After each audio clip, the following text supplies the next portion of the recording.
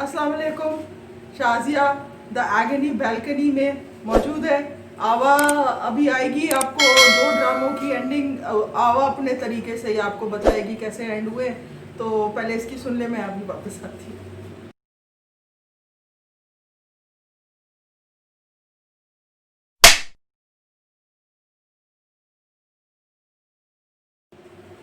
Hello. तो हमारे इर्द गिर्द हर तरफ हर ड्रामे की आखिरी किस्त आ रही है। कभी कोई ड्रामा इख्तिताम को पहुंचता है, कभी कोई पहुंचता है। तो पिछले हफ्ते तो जुम्मे को वो उड़ान के पर क्लिप हो गए, टिक टिक टिक टिक, और उड़ान के बाद आखिरी किस्त हो गई। और अभी कल मुकद्दर का चुकंदर बन गया। मैंने यही कहा था कि मुकद्दर का चुकंदर एक दिन बनेगा। और तो और वो जो मैं गाना गाती थी इंडियन फिल्म का, वो मुकद्दर का चुकंदर, तो वो उसका नाम बच्चा आ गया, बच्चा उस लड़की का तो रईमा का बिब्बी आ गया। बिब्बी का नाम उन्होंने सिकंदर रख दिया था। ठीक है, हाँ। और वो जो उड़ान है, उड़ान मस्ट बी द ड्रामा। अरे पता नहीं वो डेली सोप था, उसमें पता नहीं क्या क्या होता था, मगर एक चीज मेरे दिमाग से नहीं निकल रही। That has got to be the drama with the tackiest sherwanis. तीन तीन धुले, तीनों की इतनी गंदी शेरवानी थी। किसी के बटन को सेफ्टी पिन लगा के बंद किया ऊपर के कॉलर को, किसी के आस्तीनों पे फूल थे, और किसी का इतना शर्ट टाइट था कि उसके बटन बंद ही नहीं किए। खुली शेरवानी के साथ ही वो आ गया, शादी करेगा, शादी रचाएगा। ये तो था उड़ान। और दूसरे के अंदर ये एंड का सीन पे आप गौर करें कि राइमा ने सिलाई, इतनी बड़ी जर्नलिस्ट बनती थी, पढ़ना चाहती थी, क्या क्या कुछ करना चाहती थी, एंड में सिलाई मशीनों पे औरतें बिठा दी और सबसे आगे ताबा बैठी सिलाई कर रही थी। ये इस पूरे ड्रामे सीरियल का लेसन था कि जो भी पिंड की औरतें हैं, तो उनके जिनके कपड़े अच्छे नहीं है, वो सिलाई मशीन से सिलाई सीख ले, अपने कपड़े खुद ही बना ले। तो ताबा ने पूरी सीरियल गुजारी है अजरक के अंदर और मिस्ट मैच शलवार कमीज के अंदर। आखिरी किस्त के आखिरी सीन में वो अपने लिए नए कपड़े सी रही है, नए वार्डरोब,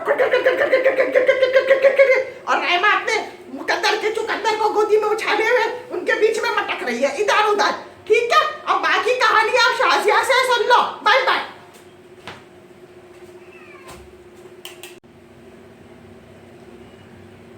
तो आई एम बैक, और आपने सुन ही लिया। ये इन अपनी नज़रों से देखा, जैसे उसने देखा उसने वही आपको बताया।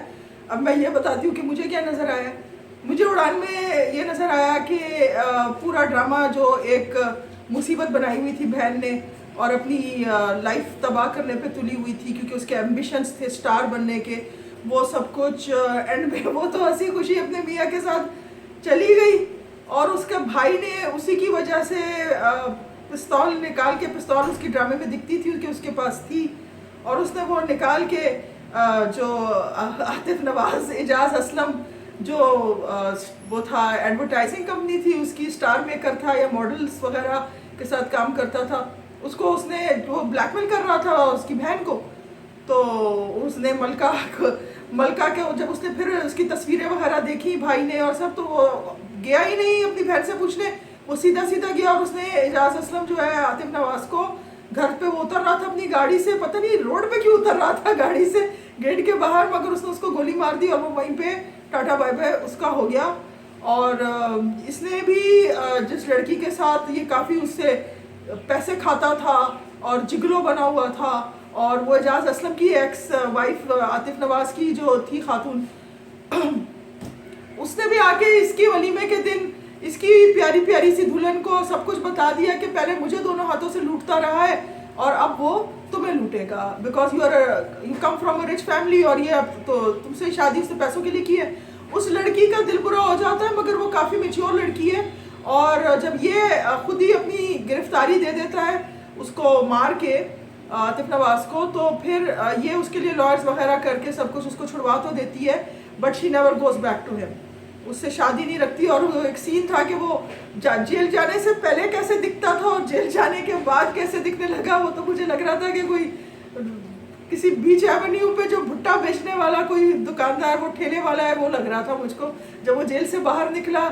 और ये इसकी एंडिंग थी। उसमें जो बेस्ट चीज़ मुझे लगी, उसमें जो उन्होंने इतना इनसिग्निफिकेंट सा रोल दिया कि उस कैरेक्टर को नाम भी शायद नहीं दिया था शायद मनाहिल, उसको सब छोटी छोटी बहन थी और उसको सब मुन्नी या छोटी वगैरह कहते थे। उसको धोखा देने के लिए इसी का फ्रेंड जो था उसने कोशिश की थी कि अब मैं इसकी बहन से शादी करके उसको शादी के बाद तंग करूंगा कि क्या, तो ये मैं इस तरह से बदला लूँगा बिकॉज इसने मेरी मंगेतर से शादी कर ली थी, तो भाई ने, जो अकील ने।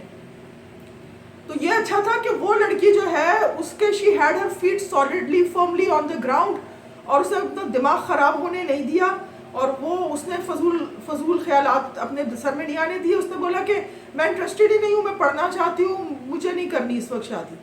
तो वो ज़रा एक बहुत ही अच्छी इस ड्रामे में मुझे तो एक यही पॉजिटिव चीज़ दिखी, बाकी तो पता नहीं क्या हो रहा था इधर से उधर। ये सर्कस कहानी थी, इसीलिए डेली सोप था, कभी कुछ हो रहा होता, कभी कुछ हो रहा होता था। जो अब जो मैं बात करने वाली मुकद्दर की, वो भी एंड हो गया, and it was nice touch कि वो इनकी फ्यूडल्स की एक लाइफ का वो एक विंडो थी इनटू देयर लाइफ।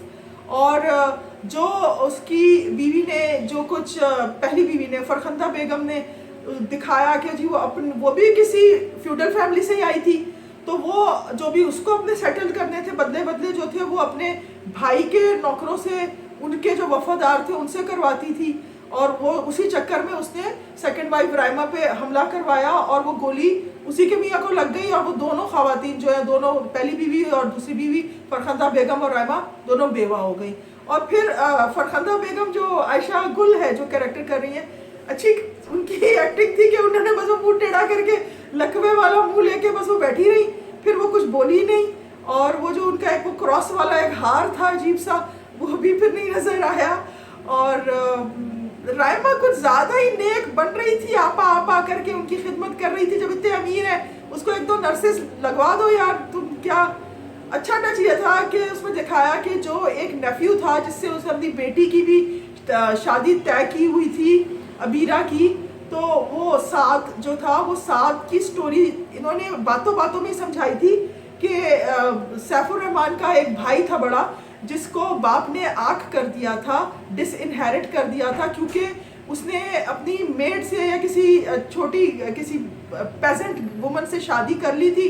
और ये साद जो है, ही इज़ उस शादी के बाद ये साद पैदा हुआ था, मगर इस नेफ्यू को उसने अपने करीब रखा था, यहाँ तक कि अपनी बेटी की भी उससे शादी करा रहा था। और जब इसकी विल निकली सरदार सैफुर रहमान की, तो उसने अपना काफ़ी जायदाद जो थी वो उसने साद को दी थी, क्योंकि उसका फादर तो डिसइनहेरिट हो गया था। और तो और वो जो उसने कहा था कि जो मेरा बेटा पैदा होगा तो उसका नाम सिकंदर रखो, जो साद के फादर का नाम था और सैफुर रहमान के बड़े भाई का नाम था। तो सब कुछ ठीक है, हो गया जल्दी। और वो जो एक किस्सा था कि जी हारिस से बड़ा प्यार था, और मेरे दिमाग में था कि मे बी हारिस इसको दोबारा अपना लेगा, या अपनी बीवी से तो वैसे भी वो इतना क्लोज नहीं था, तो वो तो हुआ नहीं। वो लोग तो सारे इंग्लैंड चले गए और यही एंड हो गया। और वो फिर एक यही है कि वो गोद में उसको लेके, जब सिकंदर पैदा हुआ, सरदार सिकंदर द बेबी, इसको लेके फिरती थी राइमा। तो एक पढ़ी लिखी माँ जो है, अब जब उसके घर में बच्चा हुआ है तो देखें वो कितना एनलाइटेंड होगा और वो किस तरह से जंगली हरकतें नहीं करेगा, एंड होपफुली औरतों को जो पसंद है किडनैप नहीं करेगा। So this is it for now. मेरी तरफ से खुदा हाफिज, आवा की तरफ से खुदा हाफिज, बाय बाय।